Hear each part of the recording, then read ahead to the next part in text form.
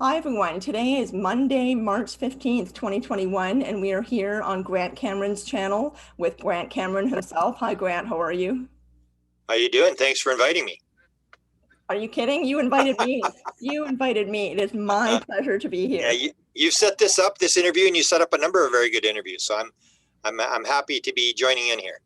Well, I'm glad you're happy. This, Hmm. this is going to be another fun one for sure, and another very interesting one, unique and special one, because we have with us today Kewaunee Lapseritis, who is a very well-known expert on the Sasquatch. But what people might not know as much is that he's also working with UFOs and ETs. And so this is going to be a special kind of take on the whole Sasquatch phenomenon. He definitely has some very interesting, unique things to offer us. So, hi, Kewaunee, how are you? How are you doing today? I'm doing just fine. It's good to be here with you folks, with you and Grant. Beautiful. It's great to have you here. It's great to have you here. So I thought that we could just dive right into it because there's so much to ask you. And I sometimes like to start with Mhm. people's origin stories, kind of, how they might have started, how they might have begun where they are now, or what might have springboarded them into where they are now.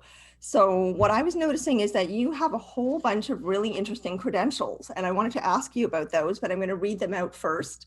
So first of all, you are a master herbalist, a master dowser, a wellness educator. You've taught anthropology and you're seen as being a cryptoanthropologist. You're a social scientist, you're a health consultant, you're a Sasquatch researcher, and you have a degree in conservation. And you've also studied and taught you've studied herbology and botany with an Ojibwe shaman. So you just have so much interesting background and qualifications, and they seem to connect to each other, and they also seem to connect to what you're doing with the Sasquatch and the ETs. So the first question I wanted to ask you was, how does your educational background, your qualifications, and all the passions that you followed and become skilled in, like dowsing and herbalism and wellness in general, and conservation, they all seem to be very earth and health focused, which clearly connect to the Sasquatch. So how do you see the intersection of all of this different experience and these different qualifications that you have? How do they sort of connect to each other? Well, they sort of unfold one after another that seems to surround the main nucleus of everything, which is the Sasquatch research. I didn't know that. I can remember my dad saying, well, now you're going to become an anthropologist. Well, and that I guess I wasted all my money on you getting a degree at the University of New Hampshire in conservation. And I said, well, not really. And he just shrugged it off, not knowing at that time that I would be studying herbology with a shaman, a Ojibwe shamaness. Her name was Kewaunee, woman of the Northwest Wind. And she was a traditionalist. She spoke her own language, but she also had a PhD in ethnobotany. So she lived in two worlds, but mostly in a traditional world of Native American culture.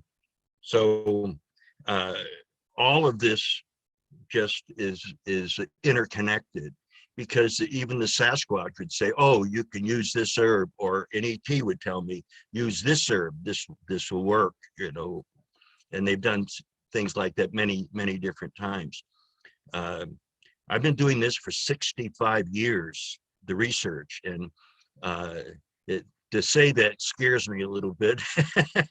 It means I have to be older than 65 in order for that to happen.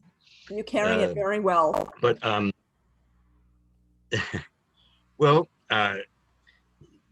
back in 2014, I was taken 3 times by the ETs, and when I asked why, was not an abduction. These are friends. They referred to me as family.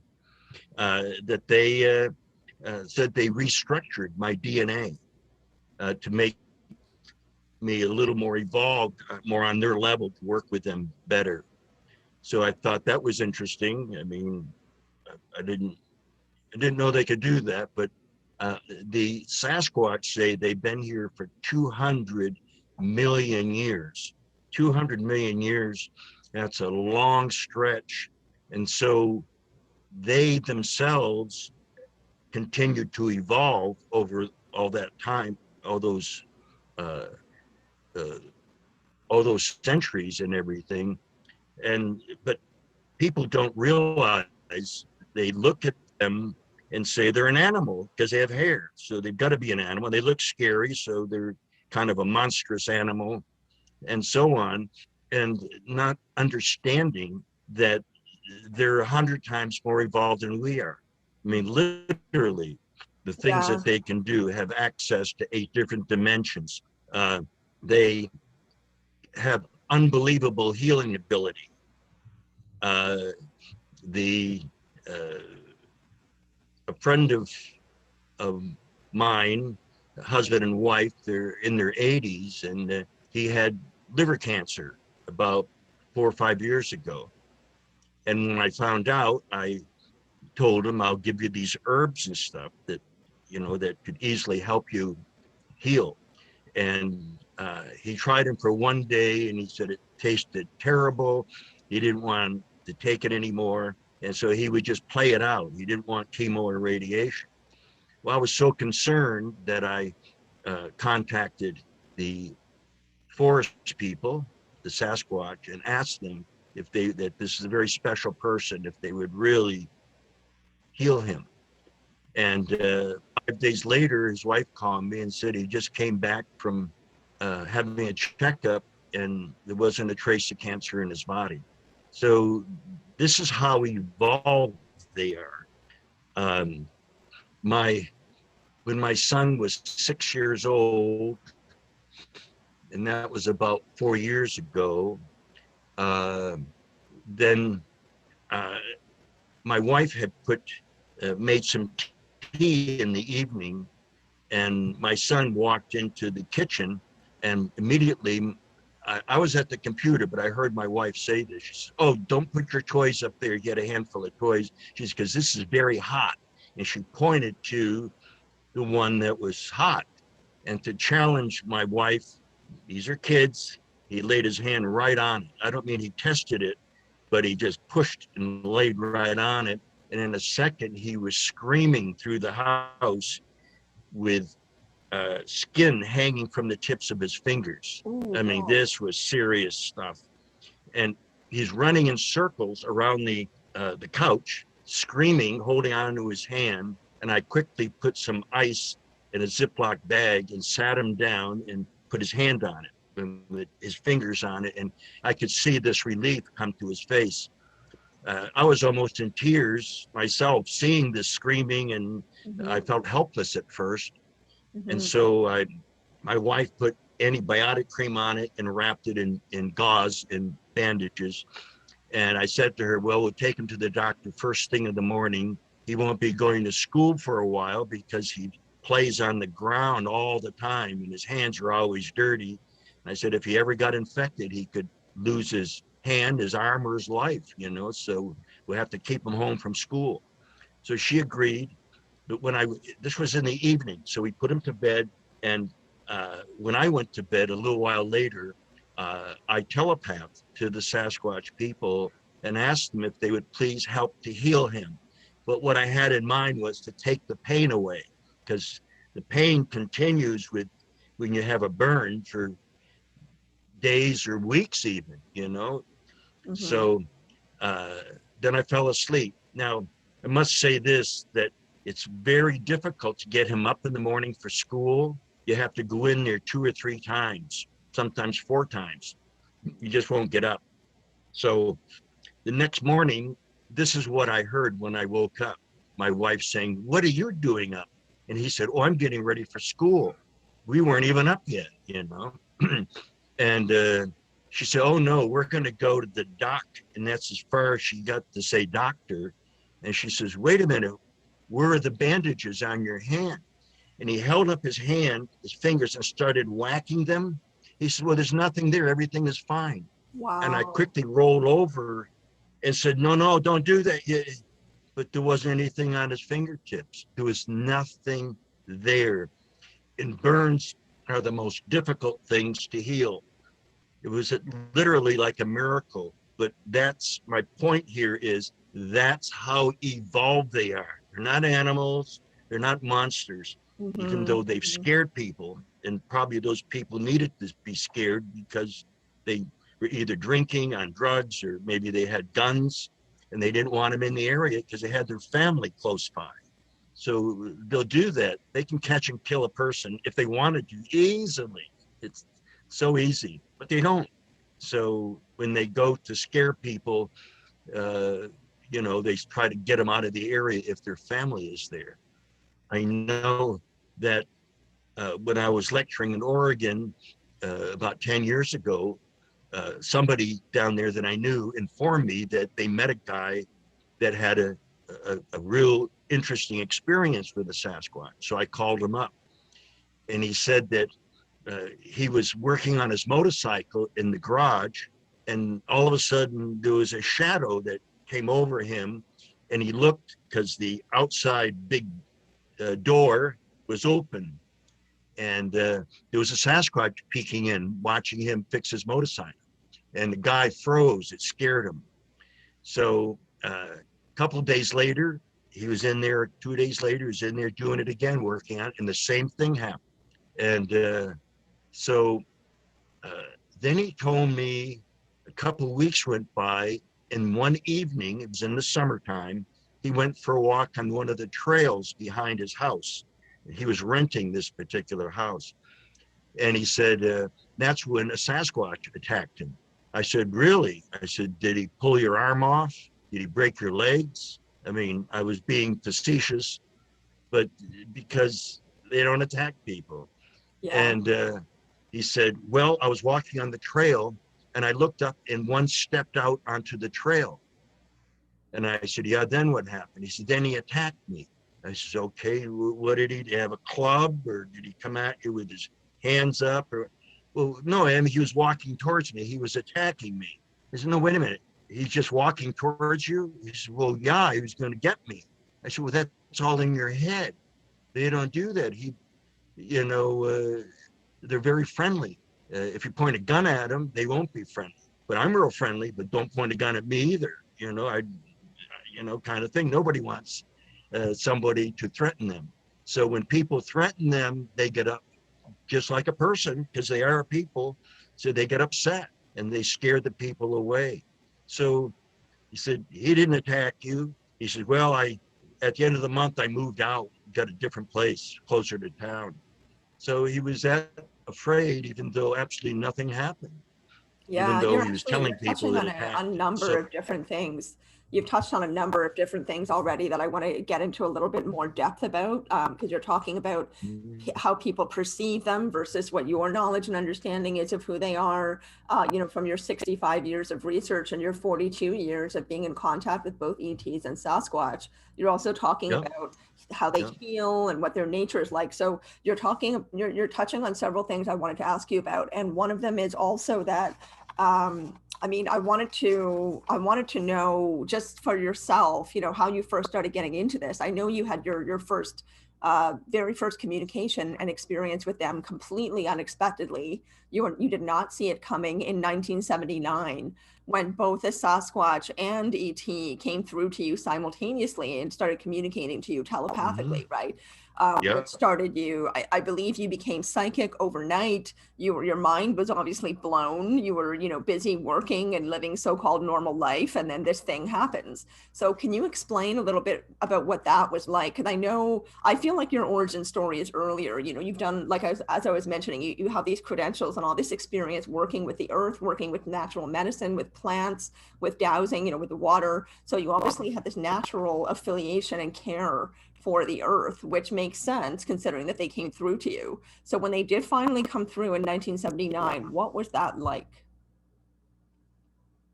Well, first of all, I wasn't afraid, but I was stunned.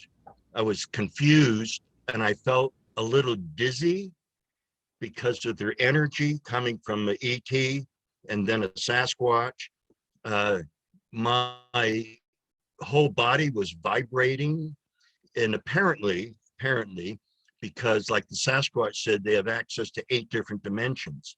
Well, if they're that evolved that they can go to all these other dimensions, then because they have a higher vibrational frequency, then they get to a 3D person that has a lower vibrational frequency, our bodies start to vibrate. I don't mean I stand and shake, but my aura does. And it feels like my body is, my physical body. So it was very confusing, because 1 minute a Sasquatch was talking to me, the next minute a very sophisticated voice was talking to me. And I looked around, I was outside, and I said, I wonder where he is. Every time I thought of something, he would answer me. So I realized immediately that this was mental telepathy. So I said, where is he? This is the ET talking to me. That he said, oh, well, right now I'm in another dimension just above you. He said, in a UFO, as you people call it. And so I said, well, I started asking him questions, and he said, well, we've been watching you for a long time now, longer than you know or understand. But later on, I don't know, about 20 years later, the Sasquatch said that when I asked him, how long have you been watching me? And he says, we were there at the moment of your birth. So that kind of startled me a little bit. And he said, well, you have a mission, and we were waiting for that, for you to come through. They've also told me that some people have a soul that's that of an ET, and some people have a soul that's that of a Sasquatch. Some people have a soul of an ancient one, those with a human face, and so on. So, and I said, well, why would they want to come through in a human body? They says, to push ahead more evolution, because what people do when their souls are from another planet or from another existence, they startle people and make people think. So I guess I've done that, over the years, and become a world authority on all this. But I'm not recognized by mainstream conservative researchers only as a person that possibly is committing fraud, because they've been rude enough to do that, to say, I think you're a fraud. So, a few people, of course. But how do you prove psychic phenomena? I can point out different books and stuff that's physicists have come to that conclusion that it's real, but to a Sasquatch researcher, it's all a bunch of hooey. And of course, most of them aren't as educated. Yeah, there's actually a quotation. I have almost 10 years of college. Sorry, I didn't mean to interrupt you. I think the timing is a little bit off with our audio. Please go ahead. And then I've got a reference for you after that. Yeah, I mean, I try to share this information so they can stop their monster hunt and start to approach them as a people, as you would any other people, in either New Guinea or on the Amazon. I used to live on the Amazon. I lived with the Kewaunee Indians. So you don't go in there and point a gun at them. I went in there with gifts and with a kind heart. And the Indians there on the Amazon, the Kewaunee tribe, welcomed me because I was kind to them. If I went in with a gun, I was arrogant, strutted around or something, they wouldn't have anything to do with me. It's the same with the Sasquatch people. I told him, I said, it takes only, William James said, takes only one white crow to prove that all crows are not black. Well, I've documented 379 people, recipients, that have claimed to have telepathic communication with the psychic Sasquatch. So I have 379 white crows. How many more white crows do I need to prove that all crows are not black, that all Sasquatches are not monsters or animals? I mean, these are beautiful stories that were passed on by people that I have interviewed. Yes, So and you've said, just going back to your reference to, they, mainstream science and mainstream researchers, and, how they haven't been including this kind of evidence and these kinds of experiences. This is a quote from you. You said, I like to, the truth yeah, doesn't depend on whether people believe you. That doesn't change what the truth is, whether people believe you or not, right? It's still something that is essentially true. So you are in an interesting position because you are able to prove, some of the things that you're experiencing, not able to prove some others, but from your long, 65 years of doing this, as we were mentioning, 42 years of being in touch with ETs and Sasquatch, that this is very real. And I also thought it was really interesting. You point out in one of your books, I'm sorry, I can't remember which one, that 17% of the people that you've found, that you've researched, have had contact with both ETs and Sasquatch. And that's more common than I that's thought it was true. going to Yep. be. And so, Grant might find that interesting, actually, because he likes to find connections between the experiences that people have. And I just thought that was very interesting. Because both Sasquatch and ETs, as we hear from many people, are interested in helping us help the planet. They want to protect the planet. They want to protect us. They're not here to harm us. And you were kind of alluding to that earlier, that Sasquatch are actually very gentle. Mm-hmm. They're not trying to attack people. So let me ask you a question about that. Considering that some people say, that Sasquatch throw rocks at them, that they'll smash trees or shriek at them. There've been people who have been interviewed. You can find interviews on YouTube with people who say that they might not have seen a Sasquatch, but they saw evidence of them and felt this overwhelming sense of warning, get away from here, don't be here. This kind of feeling of, go away, right? So that in conjunction with, or in contrast to, what the Sasquatch always say to you, which is let go of all fear and walk in unconditional love. Those two things are so totally different from each other. So obviously we're not understood comment as well as they need to be understood. So how could you respond to that? The difference between what people experience and what you experience? Okay, they can read a person's vibrations very easily. Okay, so if people, I'll just be hypothetical here. If the man is not very kind to other people, if he's rude to his family, if he's thinking a lot of negativity, negative stuff, if he carries a gun, if he's been drinking and he's brought booze with him, camp out and stuff, they would stay away from people like that, and they would get that message, which is really feeling telepathy. Like there's three kinds of telepathy: verbal telepathy, visual telepathy, and feeling telepathy. And I've experienced all three at the same time several times. But they're feeling telepathy, these people, and because chances are they had their families there, the Sasquatch did, and they didn't want these people's energy around. They didn't want them. They didn't trust them. So they wanted them out of there. And that's one way to do it, is to put out this energy of warning to leave. I've never experienced any of that. It's just the opposite. When they consider me family. And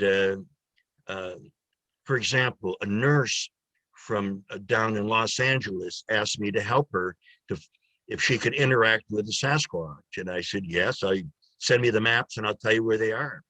And she said, well, I have a cabin up in the forest, but it's 3.5-hour drive from LA. And so she sent me the maps and I pointed out, and there's about 5.5 miles from her camp. And I said, there's also trails that they're really close to, closer, that you could interact with, and bring them a gift. Don't try to lure them in. Don't even think of that. When I leave a jar of honey or a jar full of organic almonds and that kind of thing, it's a gift. I don't need to lure them in. They're already with me all the time. There's 9 of them on the mountain behind me. I live in the wilderness, and they come down every day. About 2 hours ago, they were here. They're probably listening in now too. So I told this nurse to go to this trailhead and that they're in that particular area. And she said, fine. So she drove there and she started telepathing when she was about a few miles from the trailhead. And they started to talk to her immediately. So sometimes I know another nurse, it took 9 months before they talked to her because she had so much fear. So were talking to her, and then she made it to the trailhead. And when she did, they stopped talking. So she got out of the car and she started hiking down the trail. So she was looking where to put the gift. But everywhere she looked, she was afraid some hiker would find it. So she decided after hiking for a while to bushwhack into the forest. So she did, and she came across a stump and laid the gifts on two different gifts on a stump. And then she telepathed to them and showed them where it is. Now, unbeknownst to her, they were already following her. And then while she was standing there, it started to rain. So she said, oh my goodness, I'm going to get soaked. I better hurry up and get back to the car. I got quite a ways to go. So she went back to the trail and was walking along, and it was pouring rain. But all of a sudden she realized she wasn't wet at all. So she made it all the way back to the car, completely dry, and it's pouring rain. She gets in the car and she sits there. She's baffled by all this. And a voice said to her, because you evoked, when you talked to us, because you evoked the name of Kewaunee, we wanted to protect you from getting wet so you wouldn't catch a cold. Can I ask? Does that sound like a monster to you? Yeah. Of course not. What's the connection with the ETs? Why are the ETs working with them? And do you know much about the ETs? And what's your mission in life? What is your actual role that they want you to achieve? Okay. Well, first of all, their connection with the ETs is because they told me that in Lemuria, 200 million years ago, that they were bioengineered by friendly ETs. And much later, much later, they bioengineered the humans. This is what they told me. And so they were asked to watch over the humans and to teach them how to live in nature. So they were doing that. But somehow, and this sounds like some kind of a sci-fi movie, but this is what they told me, that there was a good, bad there politically, and the bad started to take over, and the humans didn't want to deal with the new situation, so they left, and the Sasquatch were there to help them, but the bad guys were wanting to get rid of the Sasquatch, and so they fled and went into the wilderness.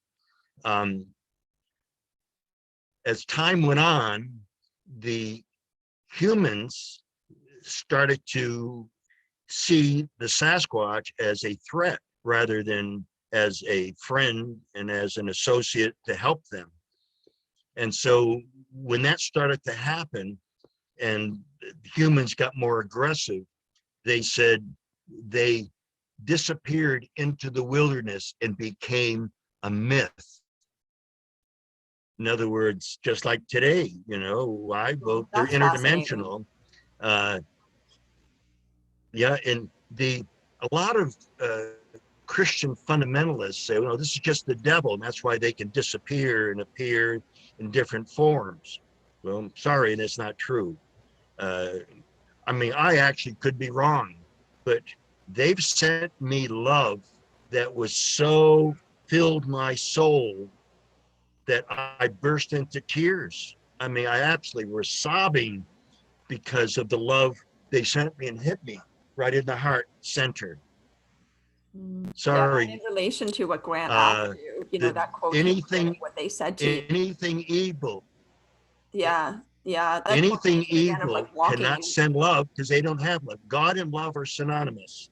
And so, and that's how I know, and how that they've done this a couple of times with me. And it just is beautiful. I, love that feeling, but it was so overpowering with that much love that my cup runneth over kind of thing. And I just burst into tears. So this gives you an idea of who, with a real Sasquatch, please stand up kind of thing. This is the real them. I believe it. I believe it. I mean, it ties So the directly into connection with what they the keep saying to ETs, you, right? Not to yeah, feel fear, to deal with fear in any way possible, and to walk in unconditional love. Like that's something they've repeatedly said to you. So it's in line with that. And the I ET want to answer also, Grant's question. The rest of that, as far as my mission, uh, my mission has been and still is, I'm a go-between uh, uh, between their world and our world, and they needed somebody to represent them.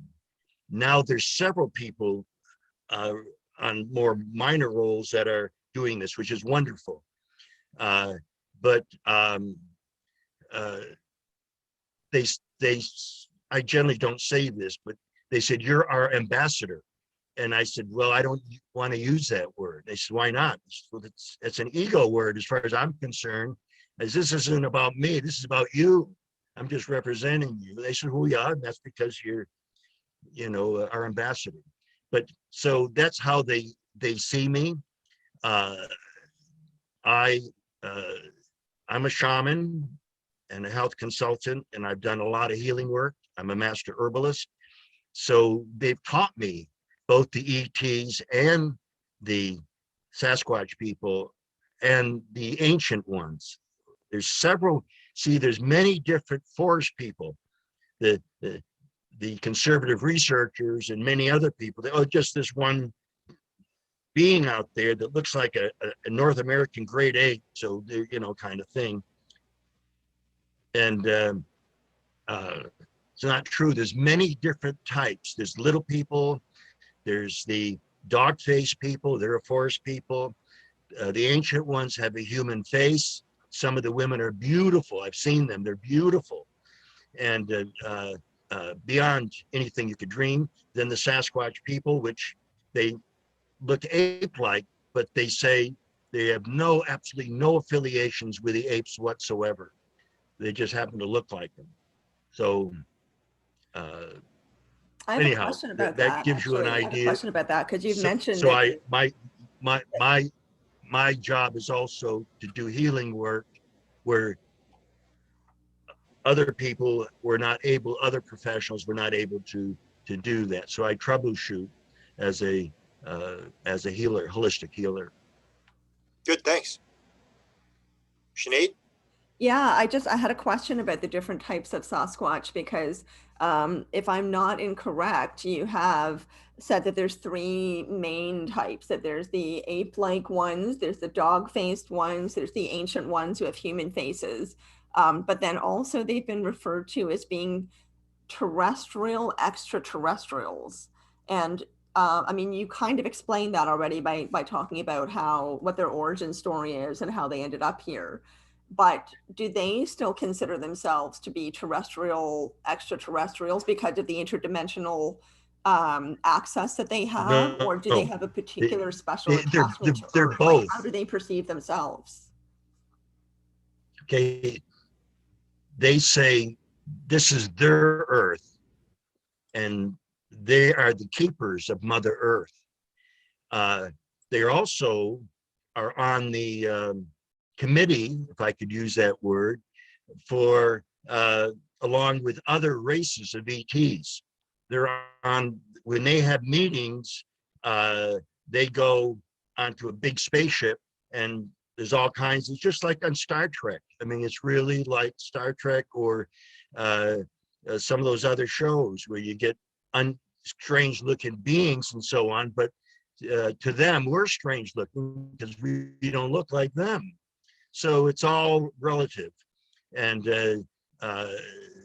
there's not the racism that we have here. they're friendly with each other and they help each other. Some are healers, some are engineers, some are deal with the weather and different things and so on. And then some are researchers. So there's all different kinds of these beings. I've seen 7 different races of ETs that have come to me. I've been very fortunate, and none of them has ever scared me. They were too busy helping me. So, you know, I welcome them. When they come to see me, I always welcome them and tell them, God bless you and your people. I want to say good things to them, and they can already read my mind that, you know, I don't have any negativity towards them. Can I ask a question about the contact? You talk about the telepathy. Sinead is very interested in Sasquatch. Is it possible that she can make contact with the beings that you're talking to, and or anybody? What would you advise in terms of people who might want to be in communion with these beings? Well, I teach that. I teach mental telepathy, and I can find them anywhere. I have people all the time. Right now, I'm working with a man in Sweden, which I located 2 areas, and he's going to go out in the next couple of weeks. And I taught him what to do when you go out there, how to think, how to approach them. I taught him mental telepathy, so he'll be using that. I can find them anywhere in the world. They've given me that ability. A woman from Seattle visits southern Siberia every year because she has friends there, and she camps out and hikes and so forth. She spends a couple months there every single year. She asked me to find a almas, which is the Sasquatch type there. So I said, give me the maps. So she gave me the maps, and I said, there's a female here by a portal that they go in and out of, that go into their parallel world, and she's by a lake. And if you go there, she'll be there. So it was 15 miles out of her way, I mean, in deeper wilderness by this lake. And she camped out there by herself. The woman was 60 years old at the time, by herself. And while she was sitting around the campfire that night, a female almas ran right through the edge of her campsite so she could see her in full. And so that was 11,000 miles away. Bingo. Again, every time, I get it every single time. I've done it, people for Canada, all over the United States. I work with people every year. So if people are interested, they can go to sasquatchpeople@hotmail.com. sasquatchpeople@hotmail.com if they're interested in me helping them to connect with the forest people. Wow, amazing. I'd like to jump off of what you just said too, because I find it really interesting that you make a point of emphasizing that they are people. They are not animals. They are not, you know, that they are people. So can you talk about that a bit more and explain why do you think that? How do you think that? You know, what is the basis for saying that? Because I think it's important for people to hear this. Yeah, they told me that when they were bioengineered, that the ETs wanted them to have all these qualities to survive in raw nature. So they gave them hair. That's not fur, it's hair. They gave them the ability to control their own body temperature. So when it gets cold, they just turn up the heat. When it gets hot and they're in the desert doing work on a spaceship or something, then they cool down. They can control all of that easily. So they were bioengineered in a way that they can scan their environment to find different animals. They know all about what's going on and can communicate with Mother Earth somehow. I don't know exactly how, but they can. They've also made reference that God has talked to them. Like, for example, when the Polish Pope died, this woman in Texas that was interacting with them was had a farm, and she went in to have lunch, and she turned the TV on, and the Pope had just died. So when she got through eating, she went outside to work in the garden, and one of the Sasquatch said, "I see the Pope has gone to see God." And she says, "Well, how did you know he just died?" And she said, "Oh, well, God tell my father, my father and Dan."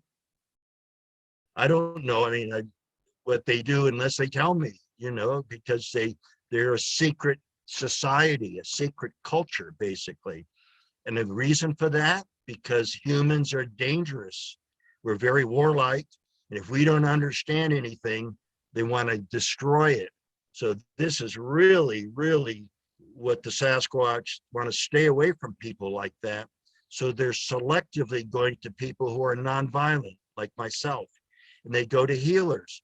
If you go to a First Nations people, a Native American tribe, the person you want to speak to is about Sasquatch, are the spiritual people, the medicine men and medicine women, and any spiritual leaders that are there, because those are the ones that they've talked to, because they have a higher vibration, because they care about people. They can empathize and to be able to feel people and their pain and so on as healers. And so they have a higher vibration because they're concerned about other people.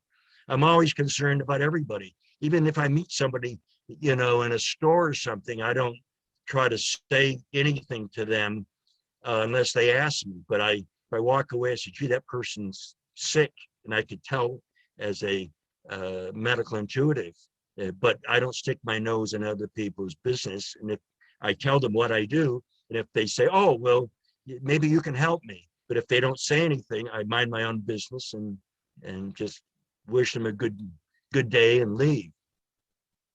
So this is why the Sasquatch come to people and others they don't. Most researchers, almost all of them, carry cameras and many of them guns. Even those that say they don't carry guns, they know it's not, chick. It's not, they're not, won't be popular if they walk around or tell people, "Yeah, I got a gun because I'm going to shoot a Sasquatch." And in fact, in Oklahoma, they just, there's a county there that's, it might be the whole state now, I don't know, that it's okay. There's a season on Sasquatch. There's so many of them there. So wrong move, not good.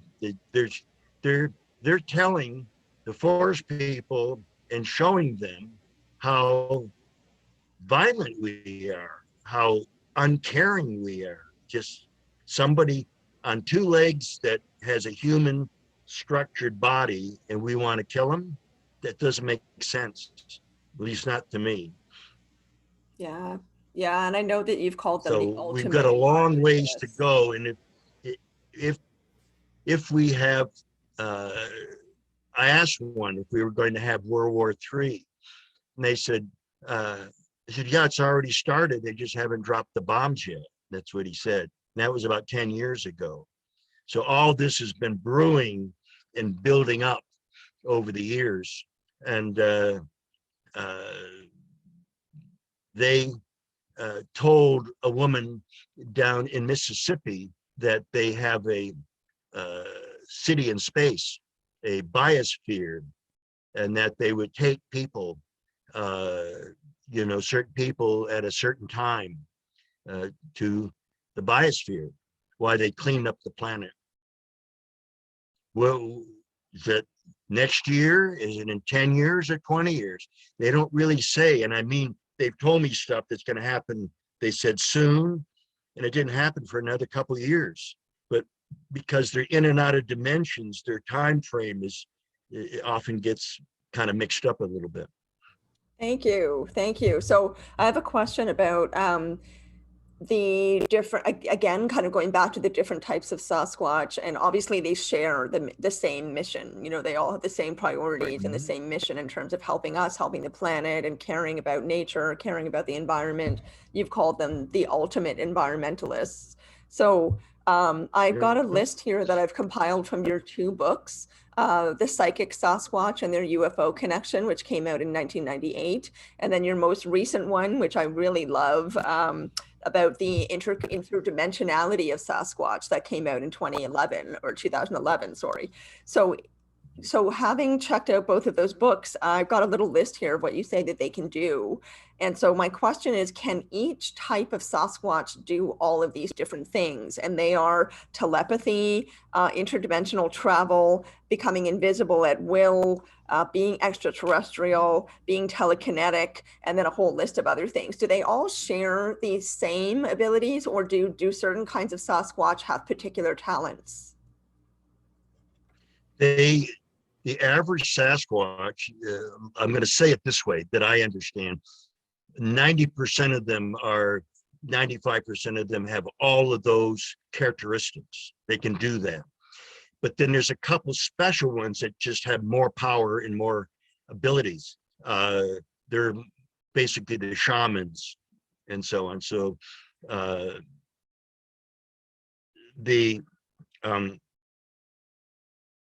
yeah, I mean, I don't know. Did I answer that for you there? I don't. That was great. That was great. Thank you. Thank you. I'm also wanting to ask you something that I really personally related to. I saw you talk about this in an interview that you did, which is up on YouTube. And I just really loved the way that you expressed this. And I think that many people will relate to this.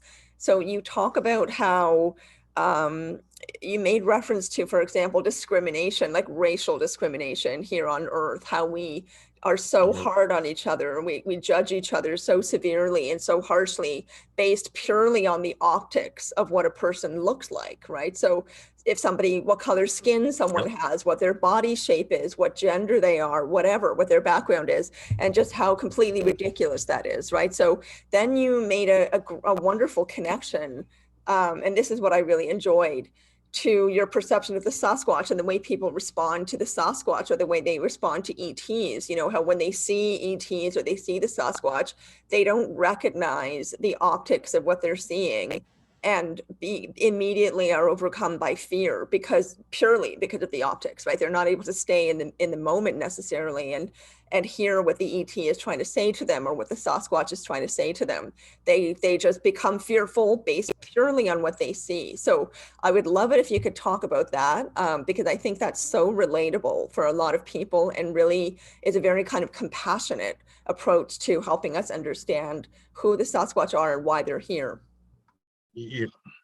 I'm very tired of people who are racist, and it bothers me a lot. I was a little naive. I thought, well, back in the 60s, I lived out of the country for 5 years and traveled all over the world to over 40 countries.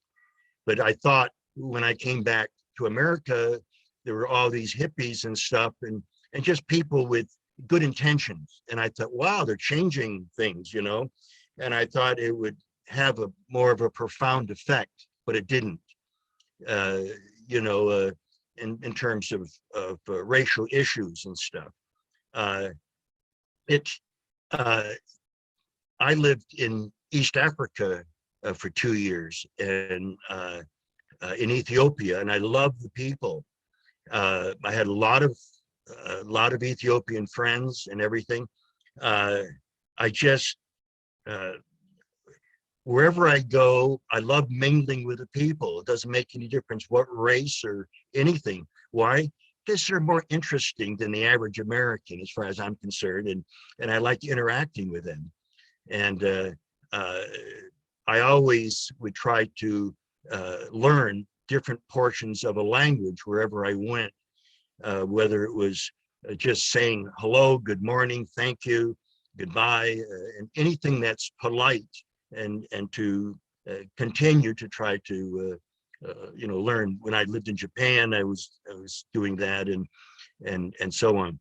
So, but I just don't want the same thing to happen, but it's happening, that they're viewing the Sasquatch with racial eyes, kind of thing. You know, they're being racist towards them. I mean, we went through this with the Afro-American people, with the Native American people, and with the Chinese. I mean, when are we going to end this thing? I mean, when are we going to grow up spiritually and emotionally? Come on, it's about time. And we're still going through this, and there's still this redneck attitude and everything. And it's sad. You know, I'm not going to go up to someone and lecture them. It's not my business. But it would behoove people to monitor themselves and their own thinking, and who you hang out with. If you hang out with racists, it'll just reinforce that. So those things bothered me enough, and seeing, you know, traveling all over the world and seeing how people are, and seeing how poorly we dealt with racism in America, starting with slavery and everything, and with Native Americans, and how we mistreated them. So I have to put that in there, because it's true. It's absolutely true. We need to grow up and evolve out of this negativity, racial negativity. Well said. Can I ask a question about going back to before we started the interview, you were talking a little bit about apports, about them leaving gifts. I'm very interested in this because it happens in the UFO community as well, where people find things disappearing, reappearing, gifts being left. Can you talk a couple of stories about things? Because I think Sasquatch do this quite a bit, don't they? Yes, I've seen them dematerialize twice in front of me. Let me think here. Yeah, and incidentally, actually more than that, because they were physical when I saw them dematerialize, but when they were standing in the house talking to me, where I could see through them, they were like a living apparition. Then I watched them dematerialize there, kind of thing. They've touched me 8 different times, reach over and grab me, but I couldn't see them. They did it while they were invisible. There was a situation where my wife was busy with some work at home, and I went to pay our electric bill, and you had to pay it with cash in the last town that we lived in. And so I never used the ATM machines, never. So I said, well, I'll stop at the ATM and get some money out, and then I'll do some grocery shopping. I'll be back in a couple hours. Well, when I stopped at the ATM, it said there was no money in there. I said, what? I said, this got a couple $100. What are they talking about? So I started to walk away from the ATM, and I realized that, oh, geez, I pressed the wrong button. There's all these different buttons, and I never used. This was about 5 years ago. So I went in and pressed the other button, and came up, said no money. This is crazy, you know. So I walked out to the car, and when I got to the car, I said, oh, wait a minute, there was still one more button. Go back. That had to be it. So I went back, pressed it, says no money. So I got in the car and I drove home. And my wife asked me, how come you're back so soon? And I told her what happened. She said, oh, well, she said, give me your debit card and let me check it out. And so, and I said, oh no, I was so frustrated, I left it in the machine. And there was just a little tiny town, of 2,600 people. So she said, oh, the bank knows us. She says, I'll give them a call right away, and they can grab the debit card and for us. So she called up, and people said, no, it's gone. I said, what do you mean it's gone? So after 1 minute, it will suck it in and destroy it. I go, oh no, it's going to take me about a month or so to get another one. Oh no, kind of thing. So I, you know, anyway, my wife said, "Look, I'm finished doing this work. I'll go with you. Let's do some grocery shopping, and we'll get money back from the groceries, and we'll go pay the electric bill."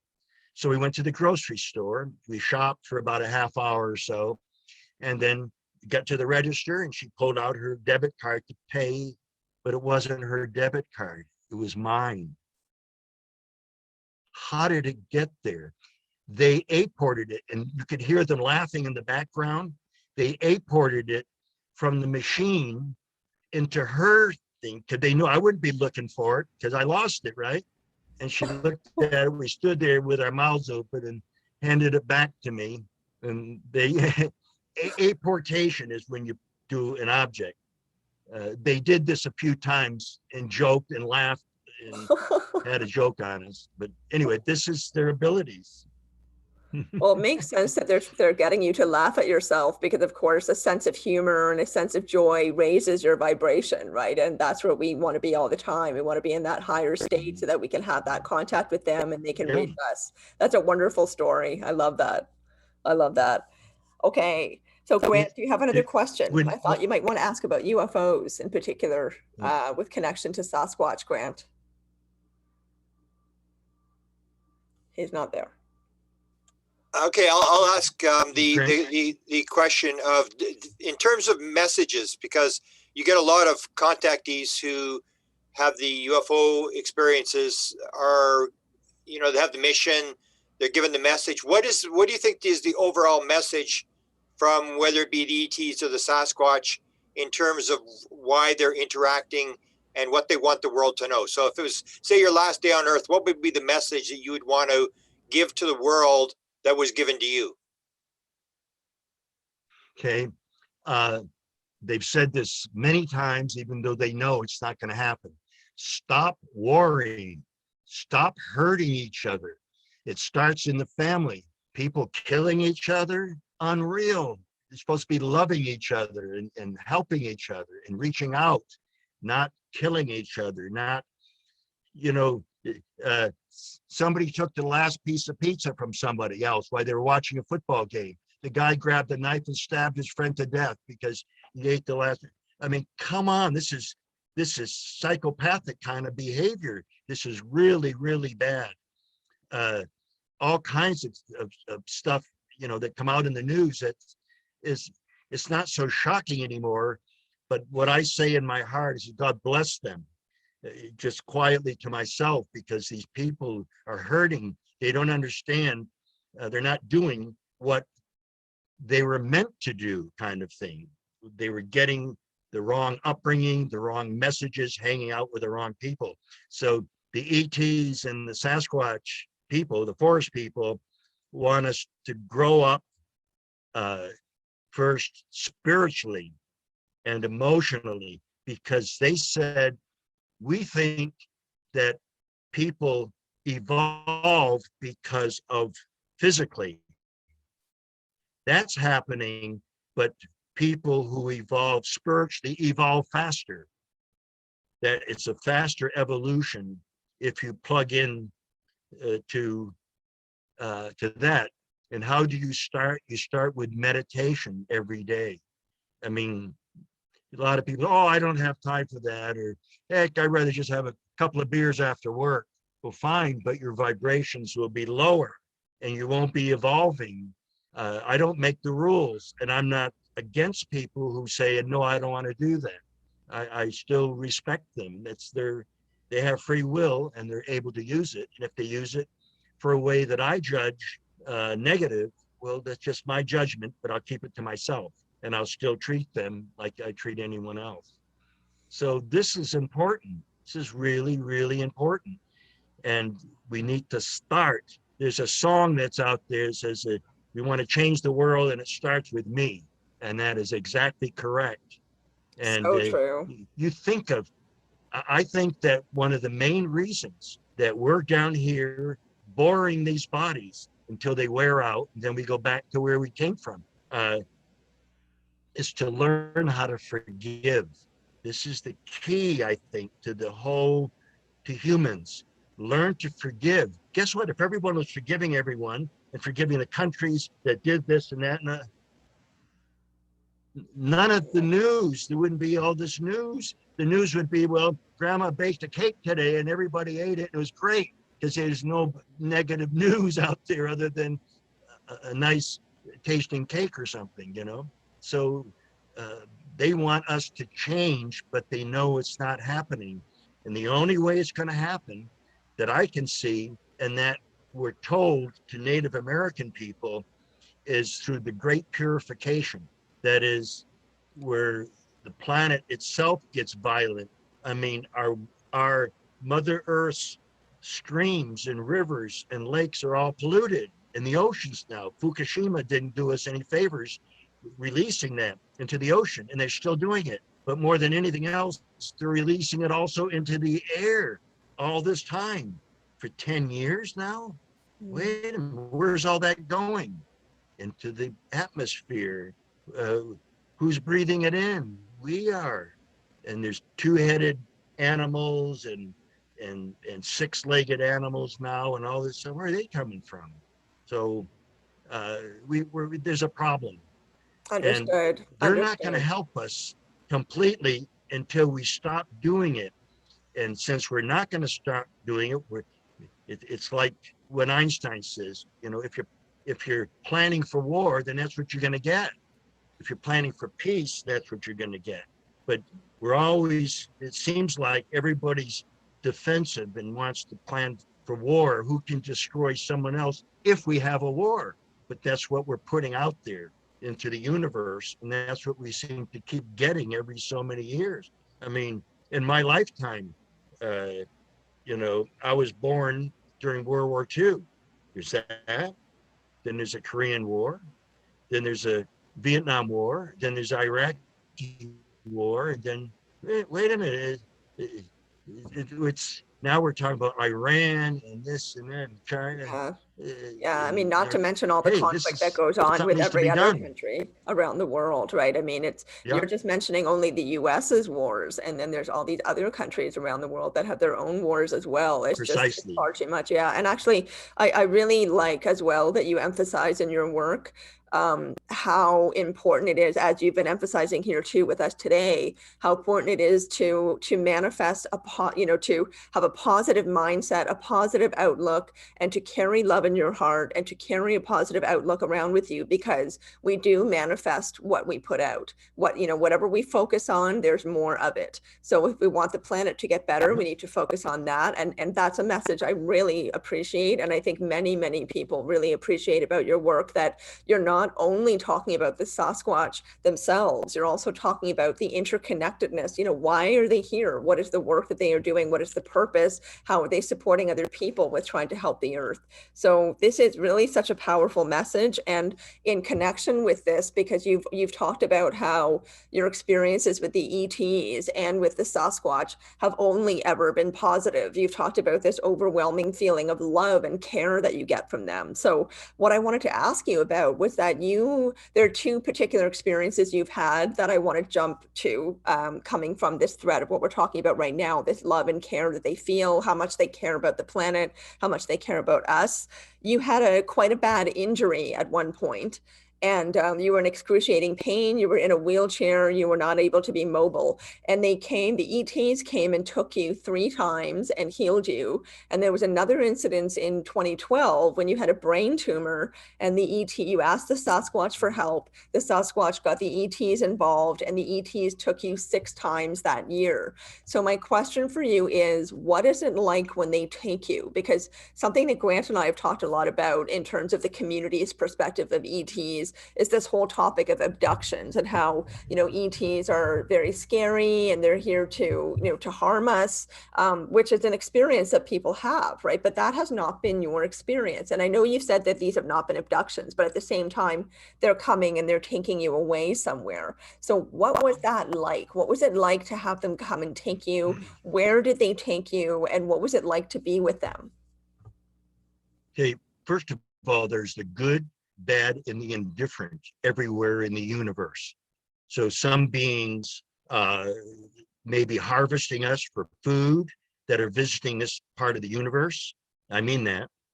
And that are not spiritually evolved enough. So they view us as cattle. So I mean this, or just to experiment on them. They don't have that, they're not evolved enough. Now, when they've taken me, there's only one time that they were taking my wife down one corridor and me on another on a ship, and everything's erased. So I really don't know. They erased that. Twice they took me, and one time 12 years ahead in time. But they brought me back exactly the same time.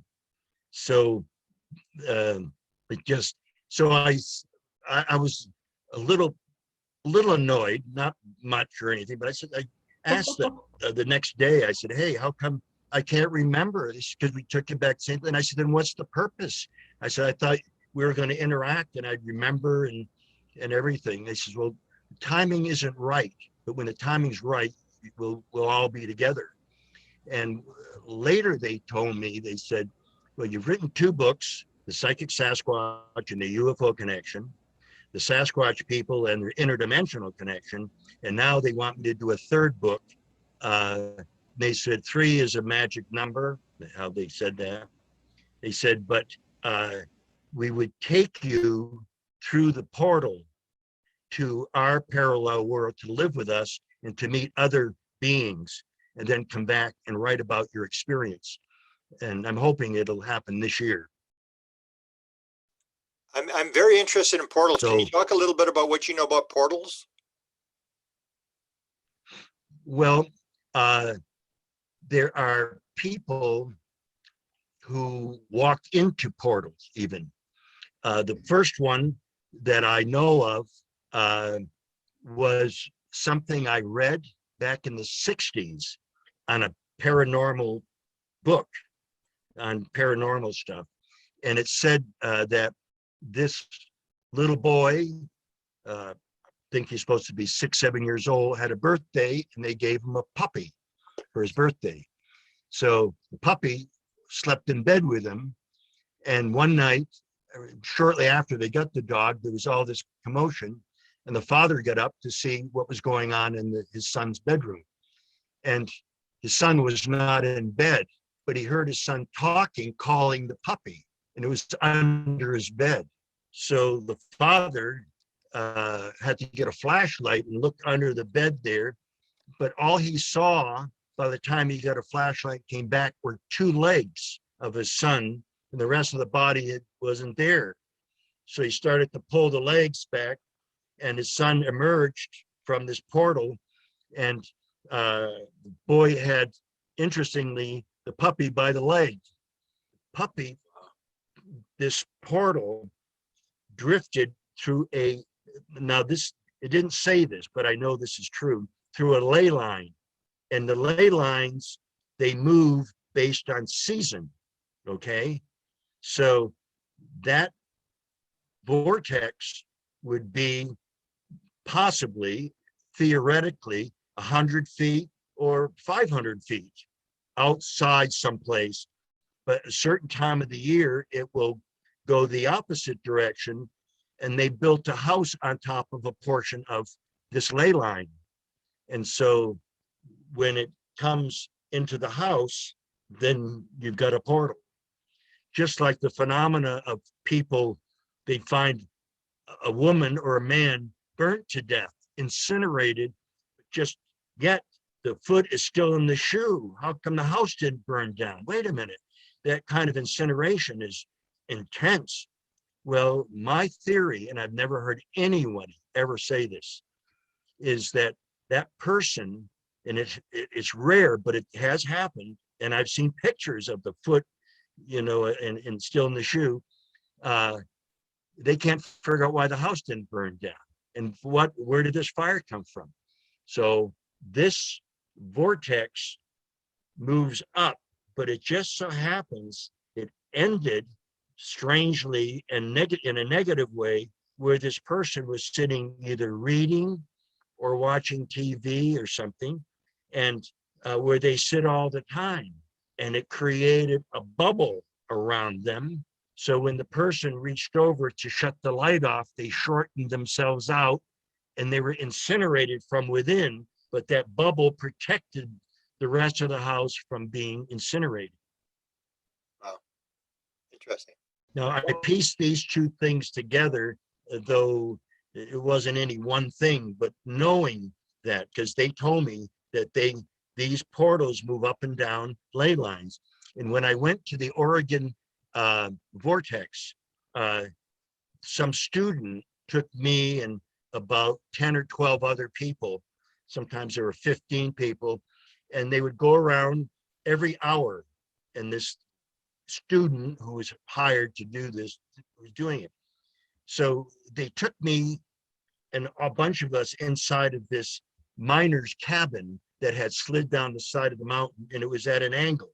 And you walk in at an angle, and they have a broom there, and they could stand a broom up straight, and because of the energy there. So the girls said, well, about 50 feet up on the hill is where the vortex is. And I said, excuse me, it's not true. I said, it's right there in the corner, because I could see, I have a gift so I could see. And she said, no, it isn't, it's up on the hill. And then she ignored me and kept talking to the rest of the people. I went off to the side, pulled out my pendulum, and I asked, and it pointed right to the corner. So I said, oh, I'm correct.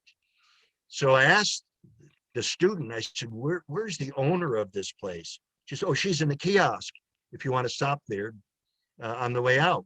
They're selling things, So I went there and I said, you're the owner? She said, yes. And I said, well, the vortex is not where you're telling people it is. And she said, no, it is. She says, I'll prove it to you. I said, okay. So she walked outside and she grabbed a pair of L rods. L rods are what dowsers use. So she walked over there and she says, watch this. She says, it's going to point up on the hill. And it pointed to the cabin. She says, wait a minute. She says, I bought this place. This is my first year here. She says, I bought this place a year ago. And in the spring, it pointed up there. I says, that's right. It's the fall now. And because of the earth, the way it is, it's pointing now. That vortex moves up and down the ley line. And now it's inside. So she walked inside and tried to find it. And there it pointed right to the corner. So these do move. And there's proof again of how these are natural things. Now, the ETs can build portals. When I first moved to Eastern Washington 6.5 years ago, I couldn't find a place I live in the wilderness now, but I couldn't find a place, so I had to get a duplex at the edge of town. And so we were only there, I was only there about 6 days, something like that. And the ET said, tonight we're going to build a portal in your backyard. Well, the backyard was fenced in with wood, so you couldn't see out. And there's a shed where we put storage stuff, store things in.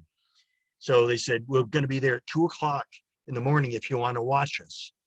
So we set the alarm for 1:45, and we stood by the sliding glass door looking out and waited. 10 minutes after 2, the ET said, we didn't know you had so many wires crisscrossing just above you there. We can't land. So we're going to have to do this interdimensionally and not show ourselves in the 3D world. And we didn't think. And I looked up outside, both of us, my wife and I, and there's all these wires crisscrossing everywhere, just above us, above my backyard. So they could not do that. And they told us that they're putting a portal there so that the Sasquatch can better work with us and come in and out and any work that we have to do and keep an eye on us. So Well, thank you. That's Here, amazing. That's there, amazing. So yeah, I have there's to nine ask, of them up. oh, There's sorry. 9 of them up on the mountain here. Yeah, there's 9 of them up on the mountain here. So I don't have to worry. I haven't tried to find a portal here, but if it's necessary, they'll take me whenever they want to. So um, that's, that's better than a trip to Disneyland as far as I'm concerned. Definitely. Definitely. It's the ultimate trip to Disneyland, really. It's Disneyland and Yeah. beyond. It's Disneyland in space, is really what it is. So I Yep. have to ask you about threes because I personally have this thing about threes. Many people do. I'm so curious to know why three is a magic number. And if you could explain that a bit more, you would make my day. I can't. Uh, they just said 3 is a magic number. And I do know some religions, Christian religions, says 3 is a magic number. They also tell their parishioners this. So uh, why? There's some balance there, apparently, and Okay, I okay. cannot answer that. Sorry. Well, that's okay. I appreciate you being honest and saying that you don't know rather than, Mhm. just giving me Yeah. something to keep me happy. But I'm definitely going to be looking into that. That's very intriguing on a personal level. I also wanted to ask you, how did you get the name Kewaunee? Where did that name come from? It's very personal. So I'm not going to share where I got it, but it's Apache and it has a meaning that describes me and was given to me in 1900. Wow. Okay, wow. I'm Go sorry. go no I further. meant 1800. I That's meant amazing. 1800. I'm sorry. I meant 1800. So, but there's a whole story behind that, but I'm going to let it go because it's a very personal thing. Of course, I completely understand. And we don't want to make you talk about anything you're not comfortable with, so we'll move on. Going back to just the interactions that you have with them, I'm really curious to know what is it like when they start to show up. So let's say you're going about your day and I don't know, you're making a veggie burger or something. You're just doing something usual. And then they start coming in. What does that start to feel like? I know there's vibration involved, but can you describe for us what you start to experience? Because it sounds like it's very holistic. It's mental, it's emotional, it's physical, it's energetic. What happens when they come through? My body starts to actually, I say my body, but it's really my aura starts to vibrate. And when it vibrates right away, it's you, dear friends. Thank you for the visit because I know they're there. And then often they'll say, yes, we're here right now, or my friend or something. Uh, they, uh, my body vibrates, my whole body, especially my head around the aura. It's like someone took a very light uh, vibrator and went up and down my spine, including my head, just real light, like, but it's obvious. Now, when I was working on my second book, I hired an editor, so independently, objectively, could edit my book. So she was from Seattle, and I lived 50 miles away from Seattle in a cabin in the foothills of the Cascades at the time. And there was a portal 125 feet from my back door where dog-faced people, Sasquatch, ancient ones, all these beings were coming in and out of, and they were there by my cabin all the time. So um, anyway, this editor, she said, I'd like to experience them. Can I bring my tent and sleeping bag and camp out for a few days? I said, sure. Said, you can use my facilities, and if you need to cook something or use the bathroom, and whatever, it's fine. So I told her every night I go for a hike. It's really not at night, but it's in the summertime and it's in the evening, and that I speed walk to get exercise. And so she said, well, I'll go with you. So whenever people ask me something, like when I was assistant professor teaching anthropology at a New England college, I would always give examples. When I would give theory, I could give examples of this, especially because I did field work. I did an ethnographic study amongst the Kewaunee Indians of Upper Amazonia. So I could draw from that and explain, and I'm a storyteller, so I would be explaining and give an example by a story. So I'm talking to my editor, and we're walking along on this dirt road, and there's nobody around or anything. It's just way in the middle of nowhere. And she asked me some questions, and I start to answer her. And she said, "Really?" I mean, I said, "Well, here, let me explain." I start storytelling to give an example, because I want her to. She wants to feel the Sasquatch and hopefully interact with him.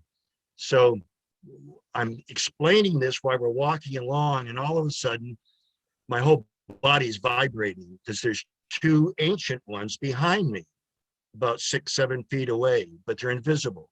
So I stop, and my whole body's vibrating, and I said, "You feel them? Do you feel them now?" Because two of them together that close was really powerful. And she said, "No, I don't feel anything." And I said, "You don't feel the vibration?" And then I'm trying to explain this and everything. And of course, the ancient ones are listening in. And one of them said to me, "Never mind us, finish the story." They were interested in my storytelling, and they could care less if she could feel them or not. They just, because they follow me around, and they must get bored at times, so they listen in on me, and on phone calls, they're listening in now. And when I talk to people.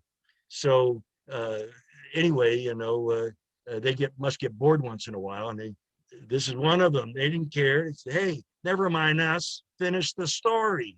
So they come out with outrageous things from time to time, and I told her what they said, and she still didn't feel them. But that's okay.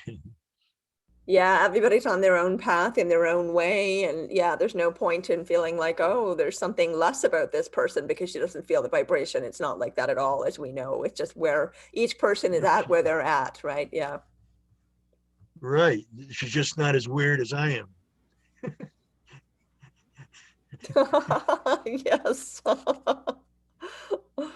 So Kewaunee, I also wanted to ask you about your own personal connection to nature, your own personal connection to and care for nature, because you really have an amazing travel background. You've lived in so many different countries. You've studied in other countries. You've spent time in the Amazon. You were in 1968. You were in the Himalayas researching the Yeti. And I'm curious to know if you actually found anything, by the way.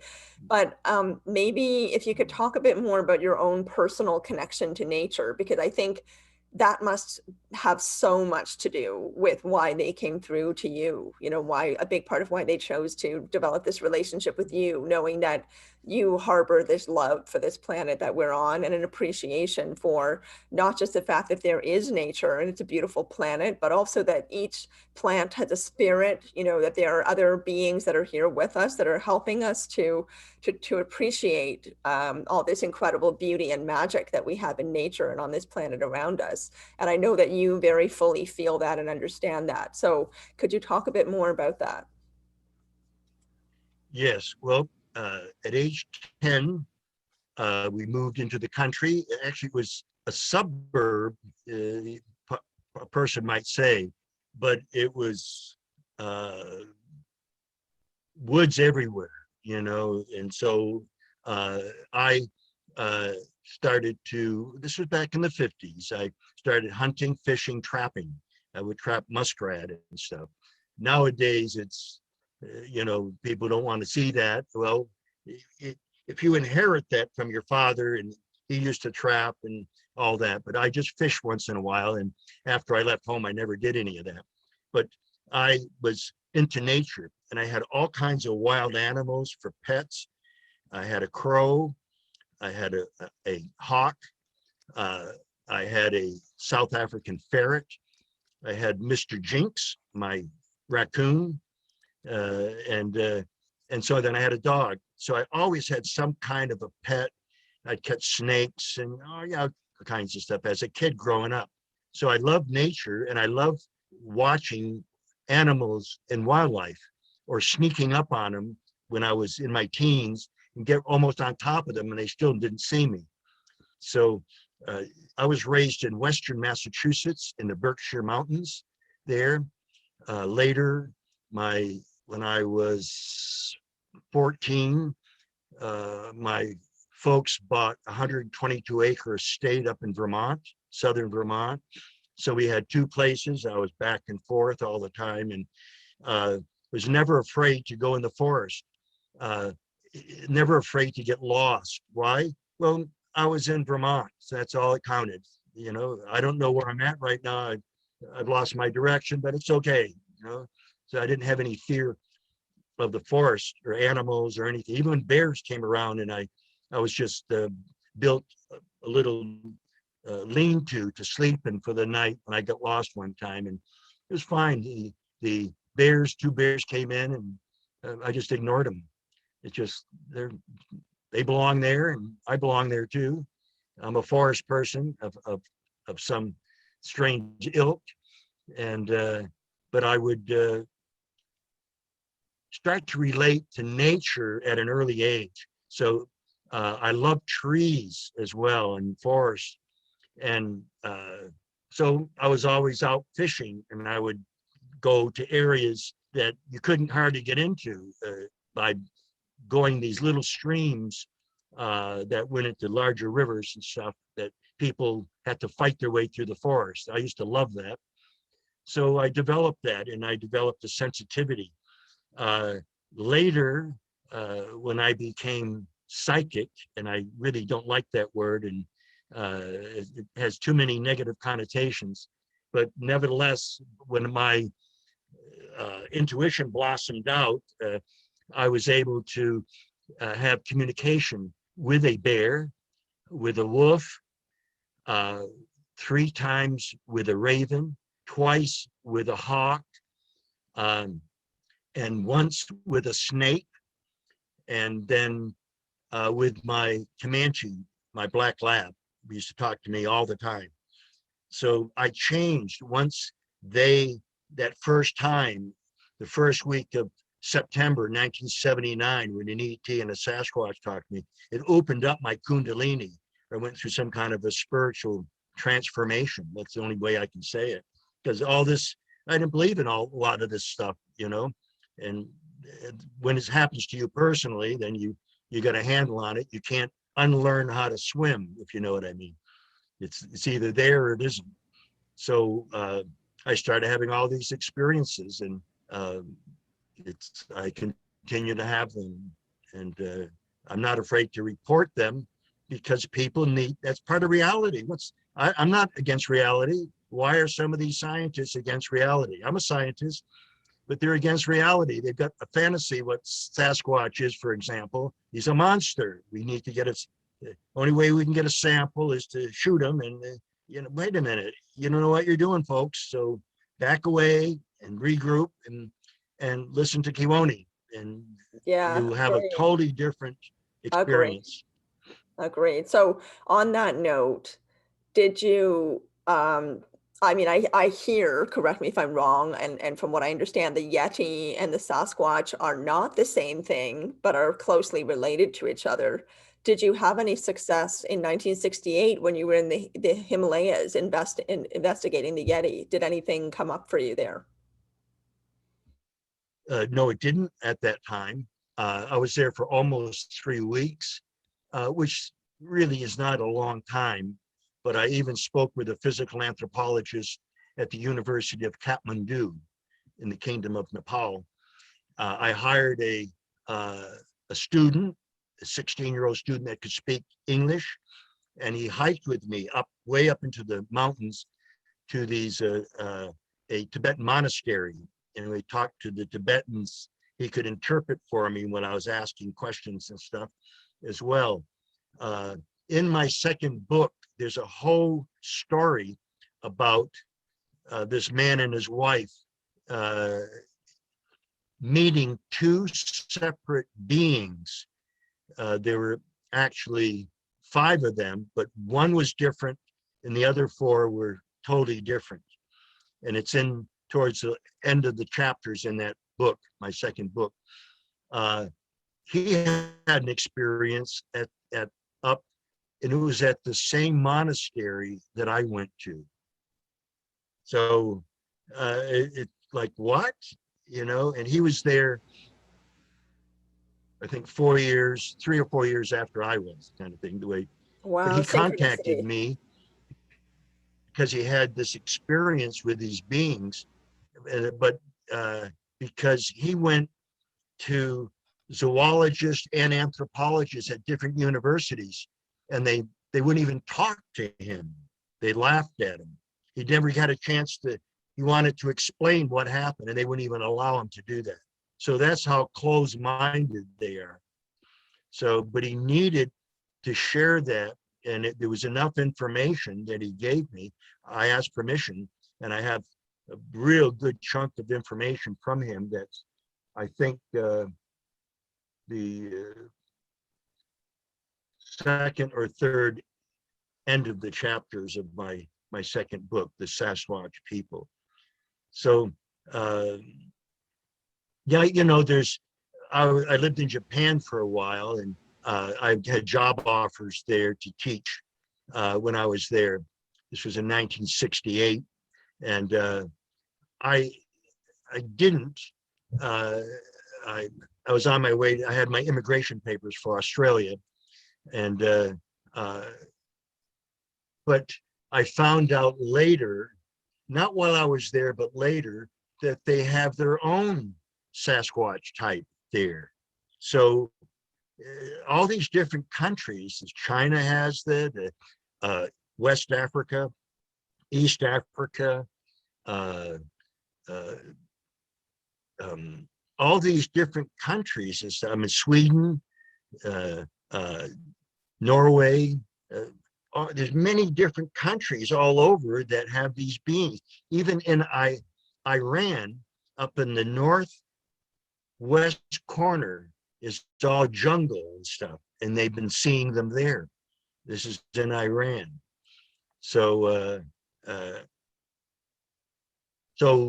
anyway, they're all over the planet, and you really have to settle down in one place for a long period of time so that they can monitor that person in order to make sure that they're not violent. So it takes a long time, and most people have 2 weeks, 3 weeks, or a month off. One zoologist that I knew, very nice man, went out for the whole summer looking for Sasquatch. Then he wrote a book about it.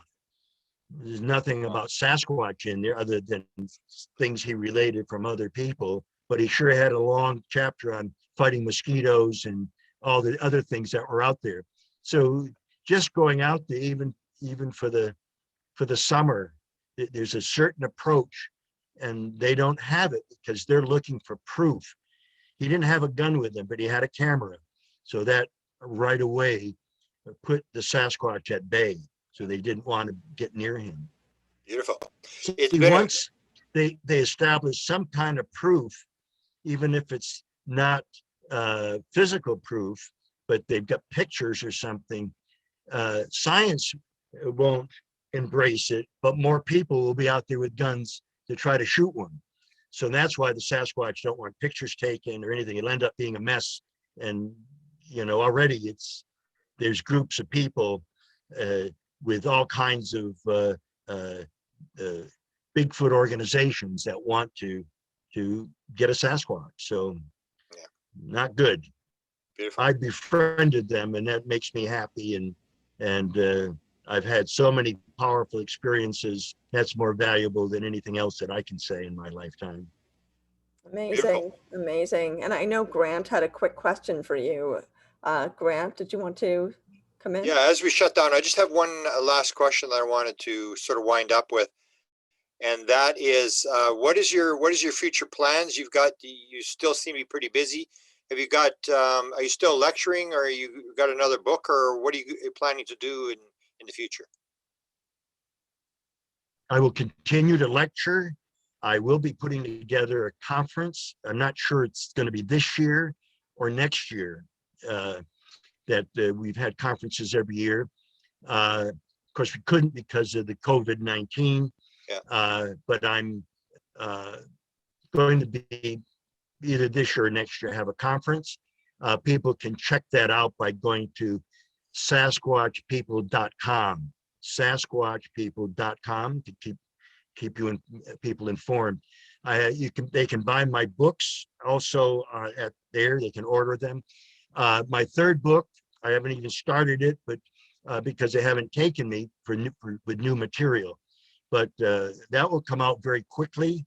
They told me I should be able to write it in a month and put it all together, because it's just focusing just on what I see, what I feel, how everything about that other dimension.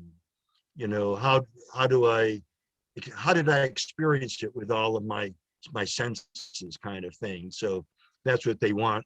And so I'll continue to lecture until I cross over, and I go to other conferences. I'm booked also to speak on these Zoom conferences that they're coming up with now, and so on. So I'm still active, and I plan on having more information as they give it to me, and